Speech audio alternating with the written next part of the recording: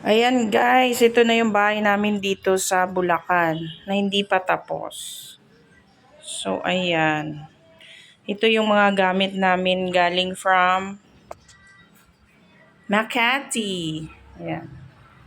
So ayan na siya pagpasok mo. Ayan. So hindi pa to tapos, nilagay lang namin yung mga gamit. Nilagyan lang namin ng gamit. TV. Ayan. May dining. Ayan. So, papagawa pa namin to kasi hindi pa tapos. May mga gamit lang siyang nilagay. Ayan. Maandar yung ref. Kahit wala kami kasi ginagamit ng ate ko. So, ayan. Ginagamit yan ng ate ko. So, meron na rin siya dyan.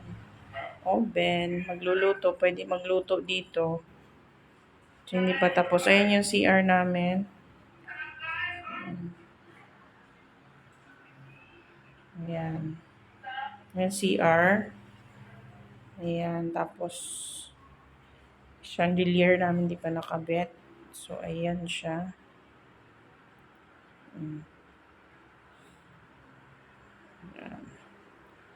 Ayan, palabas. Tapos, ngayon, akyat tayo sa taas.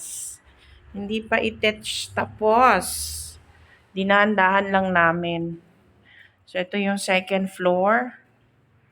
Yung second floor namin. Ayan, another room. Ayan, yung kama. Ayan siya.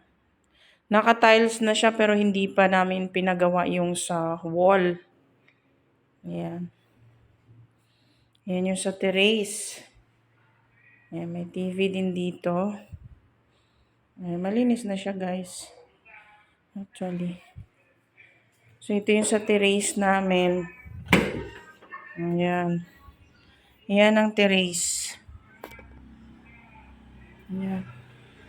Madumi pa para hindi pa pinagawa yung sa wall. So, ayan.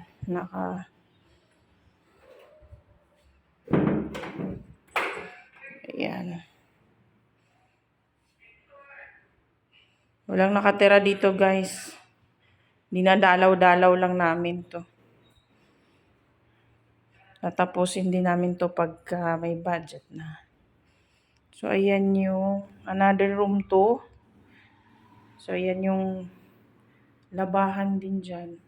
So, ayan, di pa tapos talaga. Ayan, bababa na tayo. So, ayan, pagbaba mo. Ayan. Yeah, thank you for watching, guys. Don't forget to share my videos and follow na rin. Like lang, comment. Thank you. So, ayan na siya. Ang munting bahay namin dito, inaunti-unti lang namin.